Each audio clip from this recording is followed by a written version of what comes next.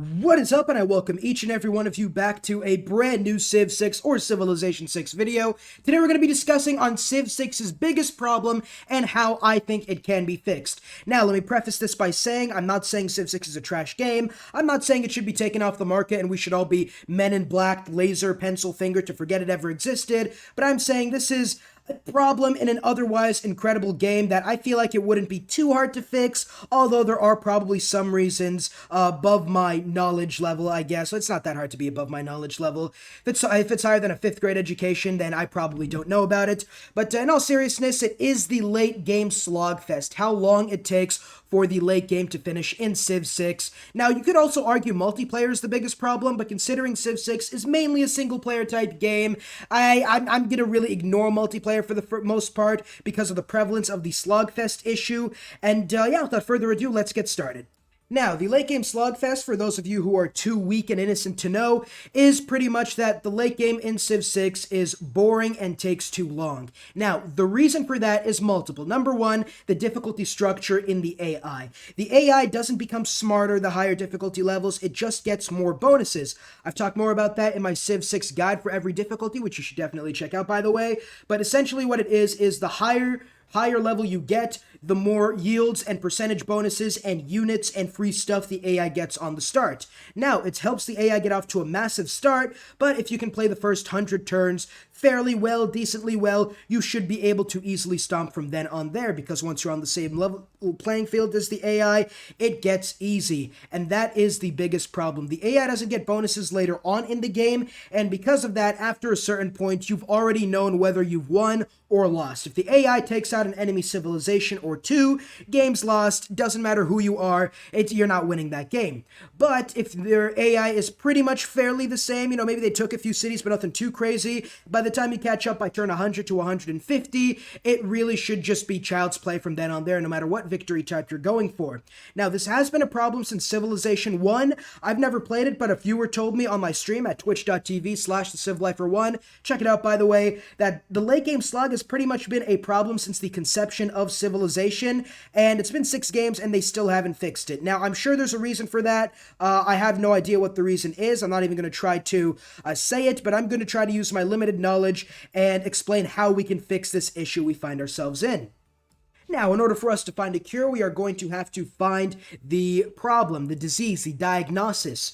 Yes, I'm actually a doctor. I'm not even going to make that joke. I don't know if impersonating a doctor is illegal in the United States or whatever, but pretty much the game is won or lost 90% of the time by about turn 100. If you're really more experienced with the game, you know if the game is won or lost by turn 20, quite honestly. Like, I'm not even joking. You know whether you've won or lost the game on any difficulty by turn 20. And the reason for that is because the AI doesn't get any sort of bonuses late game. The AI is still so stupid that by the time you're able to catch up to the AI and you're on an even playing field as the AI is just going to make dumb decisions. They don't know what districts to build. They don't know, they can have rocketry researched and all the spaceship parts, and they're still going to take 100 turns in order to win the game. They won't even attempt to build the spaceship parts. They could be getting absolutely clapped by 2 militaries that are both 3 times their size, and instead of building walls or units, they're going to continue building the wonder they have in production. So the AI really isn't that smart, and by the time you catch up to them after their bonuses, really not hard. And that's why, if you've caught up to the AI by turn 100, you've played well, you played decent on the higher difficulties, you've already won the game. It's just, in order for us to fix it though, we are going to have to look at it at each specific victory type, and aside from that, also give a sort of oversembling bonus we're going to give to the AI, just to help it out in all sorts of victory types. But yeah, let's get started with the one thing that can help each AI in every single victory type. And a real quick public service announcement, the stream schedule is out. It is on my YouTube channel page, and it is also on the description of the video and at twitch.tv/CIVLIFER1. Yeah, go check it out, and if you have enjoyed, don't forget to like and subscribe. As always, let's get back into the video. Now, if you guys are pretty much new to any sort of programming or anything, or any video games, you could obviously say, just make the AI smarter. It's not that easy. The brain is 100 times, it's like a million times more efficient than the best computer, and it's also more knowledgeable, more decision making going on. This isn't like chess where you could have an AI that could beat like the world champion or something. This is, a strategy game with 100 different little strategies, little subtle hints. But I think the biggest way that you can make the game a lot harder is, instead of giving the AI one massive just booster pack or something at the beginning of the game, you should give them bonuses to each era. Now, depending on the victory type, give them the same exact bonuses they're getting in the beginning of the game, whatever victory type you're on. But, after the ancient era, give them 2 extra civic and 2 extra science boosts. By the medieval era, give them a few extra units and a few extra civic boosts, depending on how far or ahead the AI is compared to you. So, for example, if you're 100 science ahead of the AI, you as the player, the AI gets a specific bonus that scales, right? So if you're at 100 science by the medieval era and everybody else is at 50, the AI gets a jump to 75 science. It just gives them extra science. I don't know how hard it would be to program that, but I feel like giving the AI more science, more culture, more gold, more military units as well. So if you're, for example, taking out the enemy AI and you enter the next era and you have like 100 more military strength than them, the AI gets the equivalent of 100 military strength for free, pretty much. You just get extra units. This would help in the future because it just helps the AI catch up in both the military strength of their army and also science and culture. You could also potentially give them free technologies to research if the player is running away with the scientific game, or you could just give them free technologies just out of the gate, or free civics, or free governor slots, maybe a wildcard policy slots. Just give them more bonuses as the game progresses, instead of giving them a bonus at the beginning of the game and saying, all right, bro, you're an Avenger now, go take him out. And you're just looking at the player AI who's just like standing over them like Thanos or something. But yeah, pretty much I think that would help out the game a little bit. It would make the game a lot harder, and I don't know, you might have to add in 1 or 2 victory types extra. Maybe after deity you could have like super deity, and then after that, the hardest difficulty, you could have a CIVLIFER subscriber, and you could have something like that maybe. But I think the best thing to do it is just to keep deity, maybe rename it maybe like no, keep the name. I'm not even gonna make that joke, but like keep the name of deity and just make it harder. Honestly, it's too easy. Like, it shouldn't be this easy to win deity, and by this easy I mean if you know what you're doing, you easily win that game. That's just my opinion, and that's how I think you could make the game in general harder. But let's move on to how to fix the AI for each different victory type, or fix the slog for each different victory type.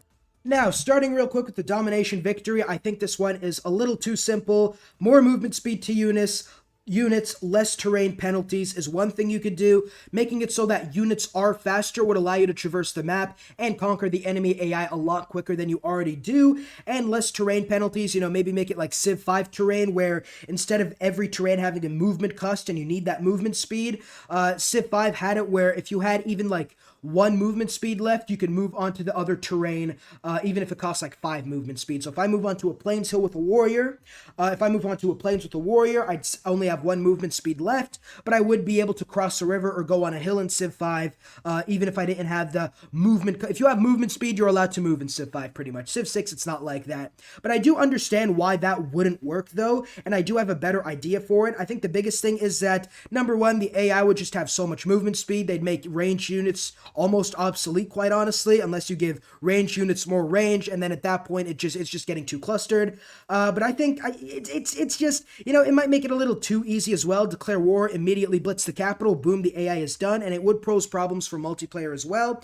I think the best thing to do for the late game is to make it so that cores and armies are stronger and more expensive to build. Now, why would that work? Well, number one, cores and armies are already pretty much stronger. They're stronger than the original unit, but you can get away with not building them. Make it so that cores and armies are needed for the late game, but they're also super expensive to build. That way, it's better for you to just mop up your units, right? You're not going to be hard building cores or armies, but you're just going to be taking your individual units, making them into cores and armies, because it's a pretty much necessity at this point, and make it so that there are less units on the map, which will improve mobility. And since these units are stronger, they'll still have pretty much the same combat strength, I guess, as units have right now. Less units on the field means that the late game domination isn't too micromanaging, and that really is a big part of the problem late game for domination. I feel like the best thing, if I was pretty much trying to fix the game, I would give all units 1 extra movement speed to help with mobility, and I would make cores and armies strong enough to where they're necessary late game, but building them takes way too long for it to be worth it. So you're forced to merge pre-existing units, make the game less units on the field is number 1, and number 2, with the movement speed, you'll be able to win the game faster, I guess you could say. And it would work for the other victory types. It would mesh well with them. Let me explain, and let's move on to the science victory.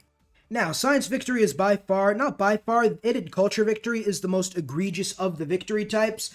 Science, I think the best thing to do is to reduce tech costs and just make the game faster in general. I know you can go quick movement speed, but I'm talking about like just in general, every single type of speed. Make it so that instead of being turn 250 to 300 where most players win most of the time, make it so that the average game only lasts between turn 200 and turn 250. Taking off 50 turns in the late game is probably about 45 minutes off.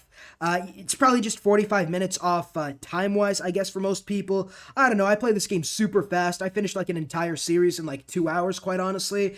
So I'm probably not the best made to just like talking about numbers or anything and like time. But the other thing they could do is make spaceship parts more accessible. And by that, I mean, instead of having it so that you're pretty much science is the limiting factor most of the time you're waiting for the spaceship parts, have it so that spaceship parts come earlier, so that a lot of the time late game it's production that's sort of the limiting factor, and have all the late game techs with the question marks on them, have it so that those techs are just like super advanced bonuses towards culture victory, bonuses towards science domination. So for example, if you research this, if you research one of those question mark techs, it gives you extra combat strength for units for a domination victory. If you research another, it gives you extra production towards spaceship parts. If you research another, it gives you a bonus towards culture, another towards religion, another towards diplomatic. Then you can have future era and your giant death robot upgrades and stuff like that. Have it so that you can see exactly which I like the question mark system. It gets annoying a lot of the time when you're trying to win a science victory though, and there is like you don't know where the spaceship part is, so you literally have to research everything. But again, we're trying to make this game less of a slogfest late game, and I feel like doing different things to make it so that the game ends by turn 200 to turn 250 is a lot better. Next up, we have the culture victory, the other egregious victory type that takes about a millennia. The amount of time it takes the amount of time it takes a culture victory to complete is pretty much half the time it takes George R.R. Martin to finish a new book. It takes forever, pretty much. It takes forever. So pretty much what I have for culture is pretty simple, I think. More tourism for everything. Instead of 3 tourism, it gives you 5 tourism now, and more tourism means more culture late game. That's not fun, right? It's just more, it doesn't, I think, take away from the late game slog, because you're still going to be waiting there like, I've already won the game. I'm pretty much just hitting next turn. I'm hitting shift enter so I don't have to input any commands. So I think that's kind of boring. And even if I do this, it would just pretty much be a slog fest, but with 45 minutes less than usual. I think the best thing to do is to have rock bands come earlier and to have cheaper civics. With that, I mean, like the science wise, it'll take about turn 200 to turn 250 to win the game. But having rock bands earlier on the civic tree, maybe have it with I don't know, maybe ideology, or like 1 tech before or 2 techs before. Maybe have them cheaper in something, but I think more than anything have cheaper civics so that you do win earlier. And then with rock bands, you're just, like rock bands are needed to win a culture victory anyway. Have them earlier on the tech tree, because most of the time you've already won by the time you've gotten to rock bands. You're just using them to finish off the game.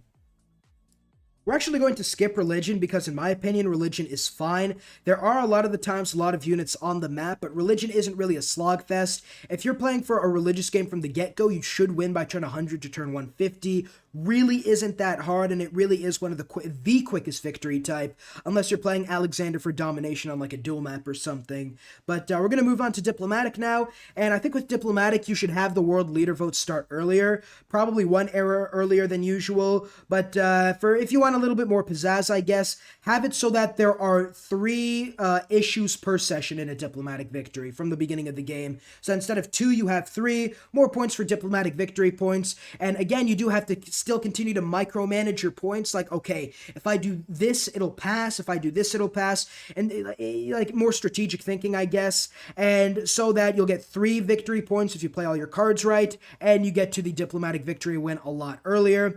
Diplomatic is probably the worst out of the 5, I'm not counting squad, of the 4 victory types, because by the time you get to like 17 or 18, the AI will literally throw everything and say, make this guy lose, and you're going to lose 2 diplomatic victory points, and it's just like you're going to have to keep repeating the same thing until you finally maneuver your way to winning the game.